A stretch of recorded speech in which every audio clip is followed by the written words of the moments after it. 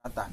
Dan kita belum pernah menemukan atau sampai sekarang para peneliti pun juga belum tahu apa sebenarnya obat dari obat aratan itu sendiri. Meskipun divaksin dan kemudian dibok ternyata juga masih tembus. Dan untuk yang 100 yang ketiga itu saya rugi kala itu.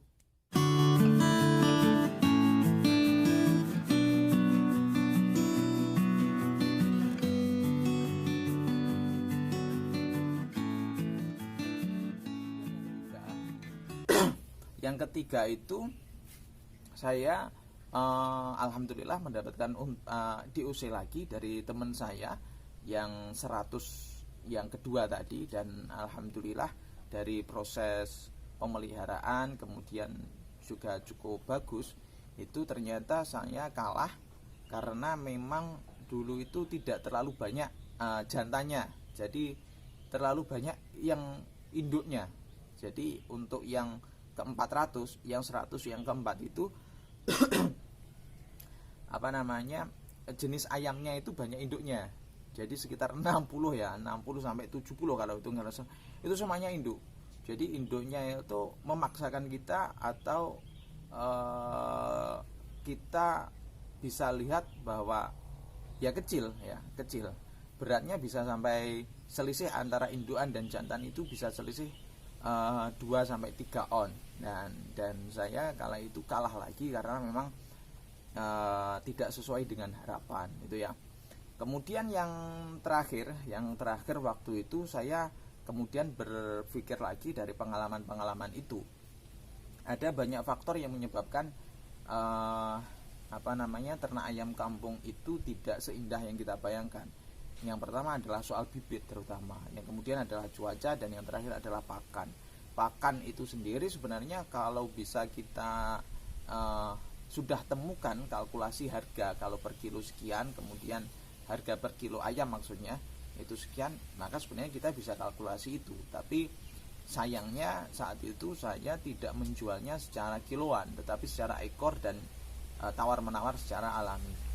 Dan yang terakhir, saya pernah berinisiatif untuk membesarkan khusus ayam jantan tapi ayam kampung. Saya waktu itu beli sekitar 20 ekor usia 2 bulan.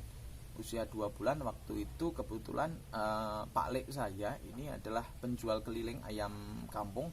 Saya pesan di situ harga 20.000, kemudian saya juga membeli 20 ekor jadi 400.000. Kemudian itu saya pilih yang jantan semuanya, yang calon jago semuanya. Harapan saya bahwa melihat potensi ayam jago di sekitar rumah atau di pedesaan itu peluangnya sangat besar, karena biasanya orang-orang selamatan atau orang-orang hajatan dan sebagainya itu pasti membutuhkan ayam jago. Ayam jago itu kisaran harganya sekitar kalau usia 4 bulan sampai 5 bulan itu kalau di sini harganya 80 sampai 90. Itu pun juga tergantung cuaca juga gitu ya. Nah, saya berinisiatif untuk beternak ayam itu, ayam pejantan tapi ayam kampung.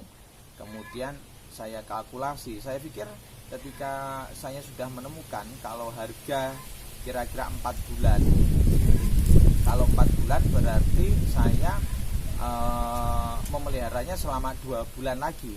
Karena memang ketika saya beli bibitnya itu tadi usianya memang sudah 2 bulan atau besar ya kira-kira seginilah, itu 2 bulan ya. Belum beratnya sekitar 6 sampai 7 on gitu ya untuk ayam kampung usia 2 bulan.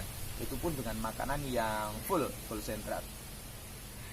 Singkat cerita, dari 20 ekor itu tadi saya pelihara rencana 3 bulan saya jual ya. Jadi rencana saya jual 3 bulan dan saya kasih pakan full sentrat ya, tidak saya kasih campur apa-apa dan itu berlaku hampir menginjak 3 bulan.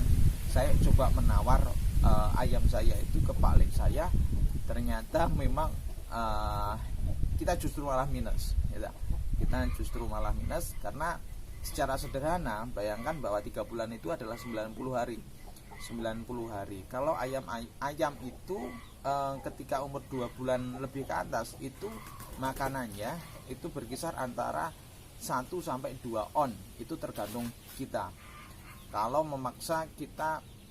kita memaksa agar ayam itu cepat tumbuh dan berkembang menjadi ayam dewasa yang siap jual. Bayangkan saja kalau misalkan 1 on, harga sentra 511 itu kalau di sini per kilonya adalah 8.000, berarti 1 onnya itu adalah 800. 800 itu kalau misalkan 1 bulan itu sudah berapa? Hampir 800 kali 30.000 berarti 24.000 lah. 24.000 kali 3 berapa?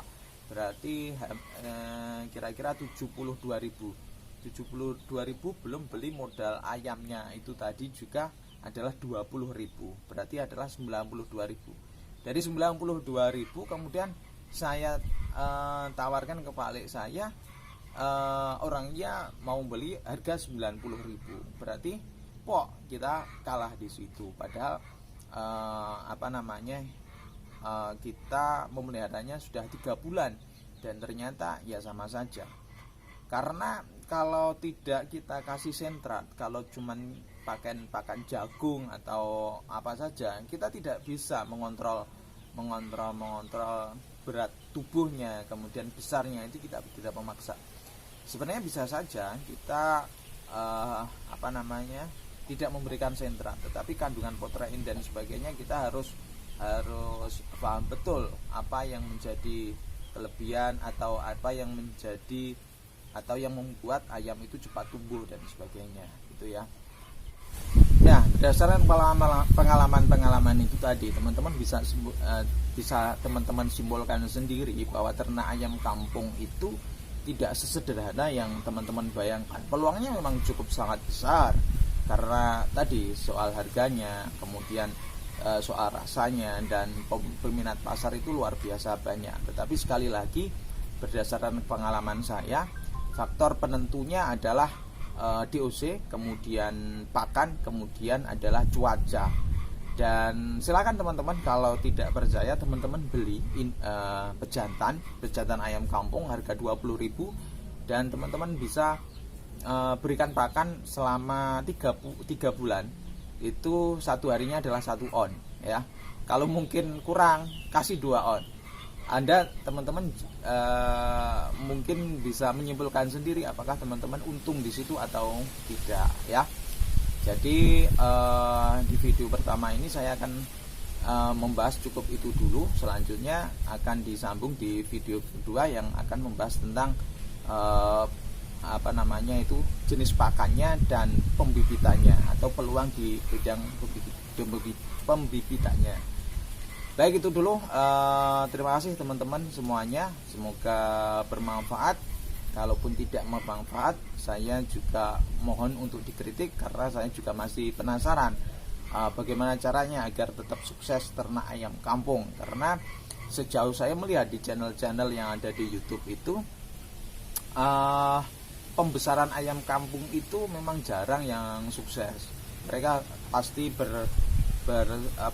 berparalel dengan bisnis-bisnis yang lain, termasuk ketika pembesaran juga harus menyiapkan pembibitannya sendiri dan membuat pakan racikan sendiri yang kadar protein dan karbohidratnya itu bisa dikontrol dan bisa disesuaikan dengan kantong teman-teman. Mungkin itu dulu. Salam sukses bagi teman-teman semuanya. Yang penting jangan patah semangat, tetap selalu belajar, berproses, dan tunggu video-video selanjutnya. Dan semoga teman-teman tambah semangat dalam beternak. Oke, terima kasih.